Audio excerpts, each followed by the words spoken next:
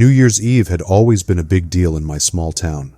Fireworks, laughter, and resolutions filled the air. But that year, everything changed. It started with a phone call. I was at a friend's cabin, deep in the woods, far from the noise of the city. It was meant to be a quiet celebration, a small group of us, a fire crackling in the fireplace, and champagne ready to pop at midnight. But around 10:30 p.m., my phone buzzed. "Don't let it in." That was all the text said. It was from a number I didn't recognize. I stared at it, uneasy, while the others laughed and talked in the living room. I showed the message to Jake, the prankster of the group. He shrugged and smirked. "Someone's messing with you." I tried to laugh it off, but something about the message clawed at me. At 11 p.m., the power went out.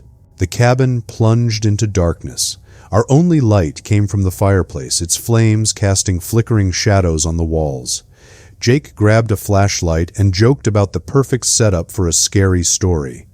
That's when we heard the first knock. It was soft, almost hesitant, but unmistakable. We all froze.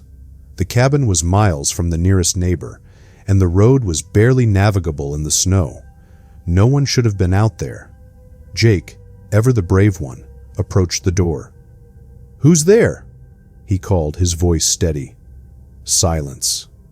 Then another knock, this time louder, more insistent. "Probably a lost hiker," Jake said, though he didn't sound convinced. He motioned for me to help him. As we neared the door, I felt it. A chill that wasn't from the cold. It was as if the air itself had turned heavy, oppressive. Jake unlocked the door and opened it just a crack. "Hello?" The figure outside was obscured by darkness. It stood motionless, its face hidden beneath a hood. Snow swirled around it, but it didn't shiver or flinch. "You need help?" Jake asked. No response. Something about the figure made my stomach twist. It wasn't just its stillness. It was the way it seemed to absorb the light, like a shadow too solid to be real. "We're closing the door," Jake said, and as he moved to shut it, the figure stepped forward. The door slammed shut, and Jake locked it, his face pale. What the hell was that? Before we could process, the knocking started again, this time from the windows. All of them. The sound echoed around the cabin, coming from every direction at once. Shadows danced outside, their movements jerky and unnatural. "They're surrounding us," Mia whispered, her voice trembling. I pulled out my phone to call for help, but there was no signal. The others checked theirs. Nothing. "We just need to wait it out," I said, trying to sound calm. "They'll leave." But deep down I knew they wouldn't. At 11:45 p.m., the knocking stopped. The silence that followed was worse. It pressed down on us, heavy and suffocating. Then came the whispers. They started faint, almost imperceptible, but they grew louder. Words we couldn't understand, spoken in voices that didn't sound human.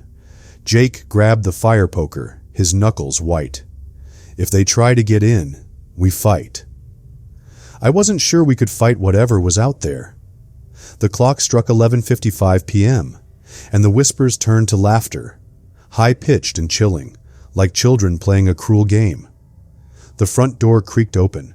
We stared in horror as the lock twisted on its own, the door swinging inward. Beyond it was nothing but darkness, thick, impenetrable, and wrong. "Close it!" Mia screamed. Jake rushed to shut the door, but as he reached it, something stepped inside. It wasn't human. Its limbs were too long, its head tilted unnaturally. Its face was smooth, featureless, except for a mouth that stretched far too wide. It grinned. Jake swung the fire poker, but it passed through the thing like smoke. It didn't even flinch. Instead, it raised one spindly hand and pointed at the clock. 11:58 p.m. "What does it want?" Mia whispered, clutching my arm. The thing tilted its head as if amused. Then it moved, faster than anything I'd ever seen, disappearing into the shadows of the cabin. The lights flickered back on. We thought it was over, until we realized Mia was gone.